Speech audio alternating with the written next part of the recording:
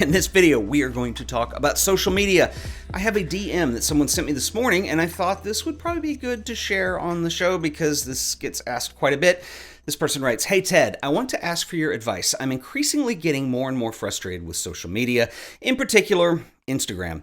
I have been posting images for about a year now, and I can't seem to get any traction. It just seems like everything on Instagram is all about bots and follow for follow.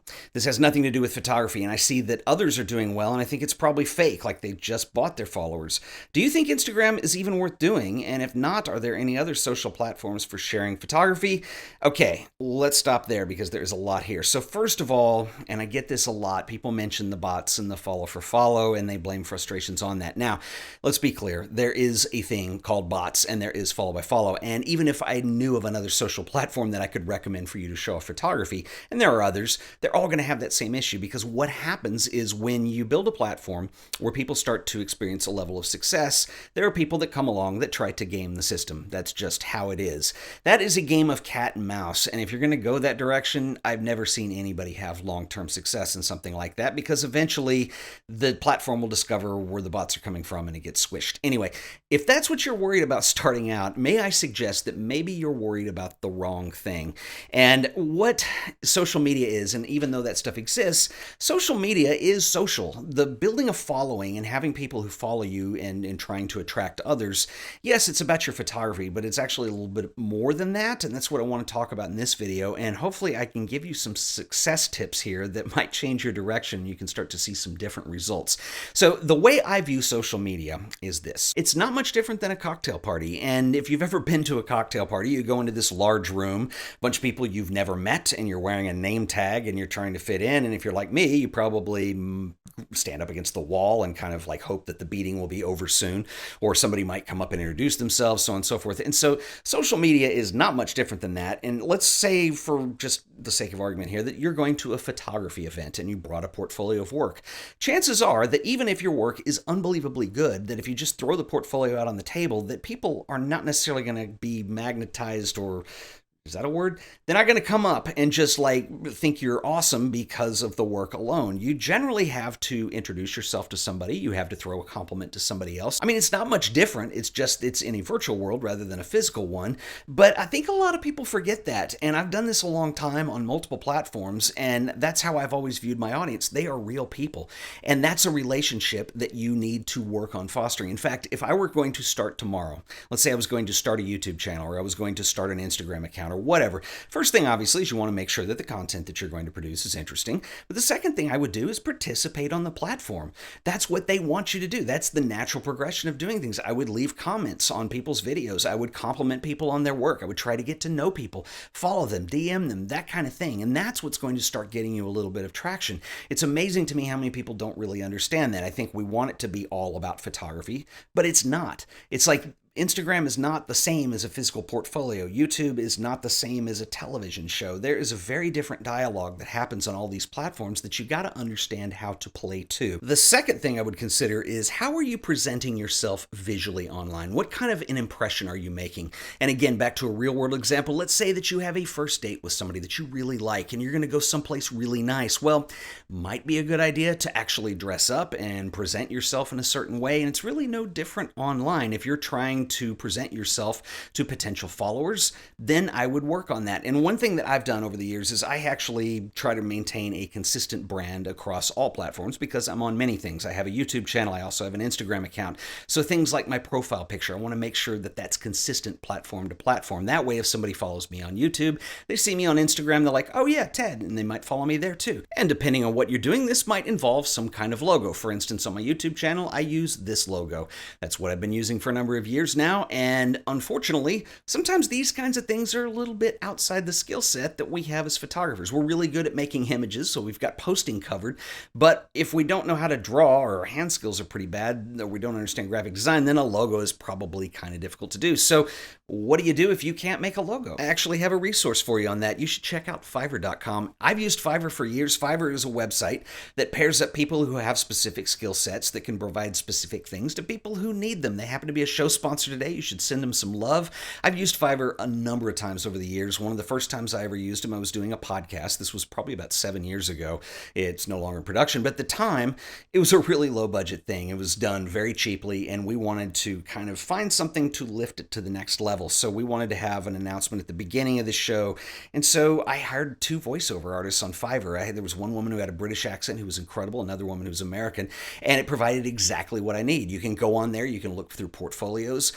You guys may have noticed at the beginning of this video, I have an animated version of my logo. Well, guess what? Animation is something that is way outside my skill set. I'm really bad at it. I'm not an After Effects guy. I make videos, but I don't do motion graphics. So I decided to hire somebody who did, because I'm doing a little bit of a brand lift myself. I don't want a complete overhaul, but I want some things that just kind of give you a visual pop now and then, especially in videos. So I wanted to do an animated version of my logo. So I went on Fiverr. I found somebody who was incredible. Looked through portfolios. I really liked this guy's work, and I liked the way he worked. And so what I did is I went in, I sent him my logo and told him what I did, what the YouTube channel was about. And then he kind of sent me a proposal back. We went back and forth, and Fiverr has this awesome back-end system where you can do that. You can discuss revisions, and you can get it really down to what exactly the expectations are and what it is that you want. I was really happy with the end result, and obviously I'm going to use it in videos now. It's subtle, but it's something that gives it a little bit of lift. Another thing that I wanted to do is, while I have the Art of Photography as my photography channel on YouTube, I have my personal Instagram and so on and so forth, and even though I have a consistency with profile images, I wanted to be able to use a mark or a brand. I don't want to call it a logo, because I kind of have a thing about just personal logos. Like, people don't have brands, cattle have brands. And so I wanted to have something that was handwritten. And so I found a guy on Fiverr who specializes in handwritten creations. He was able to send me digital files. It was great, because I told him what I did, told him what I'm about. And he actually sent me 6 different versions. He actually went above and beyond the call, which was awesome. And I had a bunch of versions to choose from in the end. I paid a little bit extra so I could use them for commercial purposes, but it was well worth the effort put in.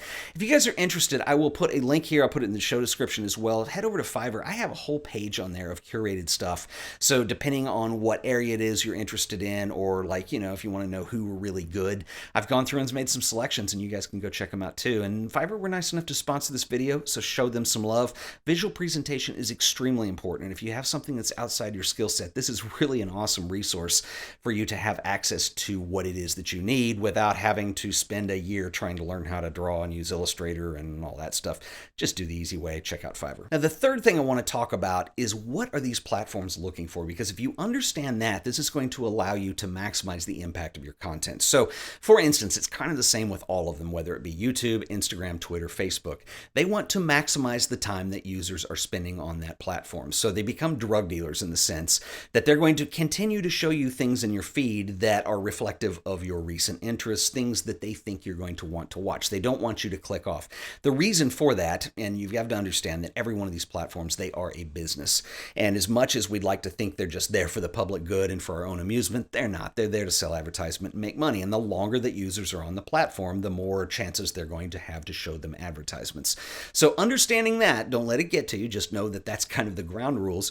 You kind of have to maximize your impact when you post. And so by that, there is a term called velocity. And velocity is really important. And so understand this. When you put something up as a social post, that platform doesn't just shoot it out to all of your followers at one time. It's going to kind of dribble it out. And what it's doing typically, and I'm speaking very generally across platforms, is they're trying to sense out what content is working. And so that first hour, you could argue, is really important for any piece of content. And I've seen it on my own stuff. When you put something up, like a video on YouTube, or you put something up on Instagram, and it doesn't get a lot of traction because it's not a relevant topic, it's a little bit more obscure, chances are that it's going to go dead and flatten out a lot faster. And so what you want is, you want to maximize the impact. Now, I don't personally let that dictate what it is that I'm going to post, and I'll come to that in another section here, but I think it's really important to understand that. So for instance, the time of day you post is extremely important. I typically plan my posts. I know what times of day, because I pay attention to that over time. I know when I'm going to get the most traction. So let's just use Instagram as an example. I know that people they wake up, the first thing they do is pick up their phone, they look at Instagram. So early in the morning is good, late in the evening is good. The middle of the day tends to be when people are at work or they're at school, and they probably can't can't be on their phone. They don't have access to stuff. I'm not saying that that is for every audience.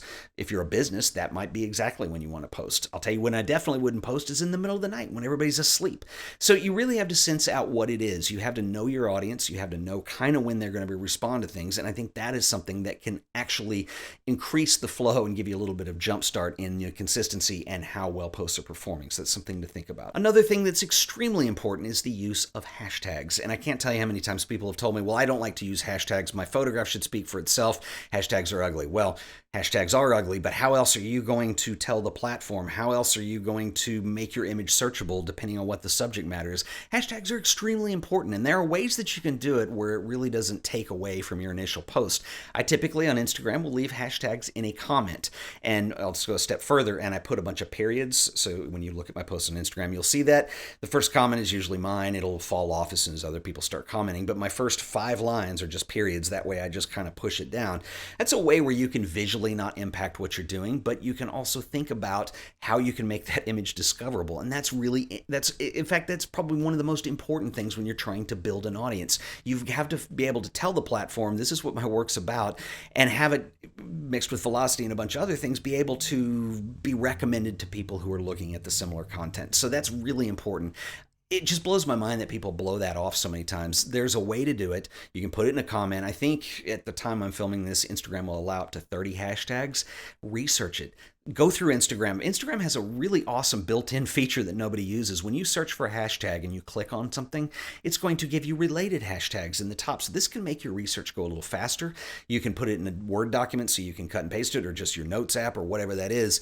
And, make your stuff relevant. You got to make it discoverable. If you're just, you have to consider also like of the volume of material that's uploaded to Instagram, YouTube, Twitter, every minute. I mean, it's crazy, and you've got to work harder than everybody else in order to make your stuff relevant. Which brings me to my last point, which is patience. And this is something that very few people have. It's hard. It's hard for me sometimes because you want to be able to grow quickly, you want to be able to grow organically, and sometimes it just feels like the platform's against you. The reality is, like I mentioned earlier, I mean, there's a lot of stuff that gets posted every hour, every minute, even to these platforms, and that's what you're essentially competing against. You have to be patient, you have to be consistent, and you have to be good. And essentially, after a while, if you can hang out with all those things, you will see results. But I can guarantee you it's slow moving. Now, there are anomalies. You do see people who become overnight successes on YouTube. You see them on Instagram. You see them on Twitter. And that is so unusual and rare, and most people that doesn't happen for. And so a lot of it is patience. It's trying different things. If something's not working and you really feel like you're beating your head against the wall, try something else. The old adage, the definition of insanity is doing the same thing over and over again, expecting different results. Well, with social media, you kind of do have to do the same thing over and over again and be patient with it. And then, you'll have a feeling when it's time to change it up a little bit. But your results overall, it's a matter of experimenting and trying different things, and eventually something works, and then you kind of have a flow with it, and that's where you go with it. So patience is a huge key to all this. So if it seems like a lot of work, well, guess what? It is. And I will be honest, I have a lot of friends, and some of them are way more successful than I am on social. And one thing that I can tell you about all of them, especially the successful ones, is they're very driven and they work a lot and they want it. I mean, that's the thing. Nothing is easy. In fact, I think you could apply that to anything in life. Nothing's easy in life. You have to really want it. You have to want to go for it. You have to be patient. You have to worry about your visual presentation, all these things. But the last piece of advice that I want to give you, and I think this is arguably the most important, and if you've watched the video this far, you will be rewarded here. One of the things that's very difficult is the way that platforms are set up and the way that they're curating their content and the way that they're trying to see what's popular, like for instance, recommending you content based on your interests or what you've been watching. Well, unfortunately, I think this is one of the downsides to social because I think human beings are way more complex than that. I think our moods change. I think our tastes change. And so it's about the best that machines have been able to do up to this point. But one thing that this starts to encourage, much like the bots and the follow for follow and the gaming of the system, are people who start producing a certain type of work because it's popular, because they're chasing the likes, they're chasing the followers, they want big followings.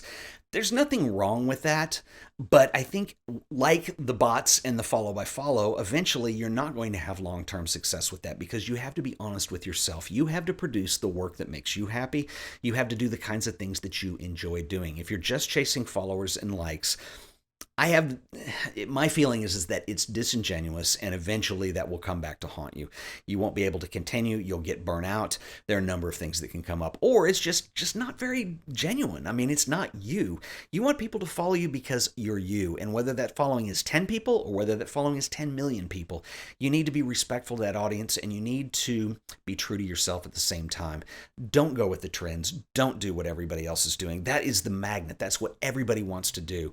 And it probably makes things more hard in the short game because you're not going to see that instant success. You're not going to see views in the next week. You're not going to see likes in the next week. You're not going to see your followers bolster. But over the long race, the hare and the tortoise end is going to reward you in the long run. And I'm very serious about that. I want to know what you guys think. Drop me a comment below. I'll see you in the next video. Until then, later.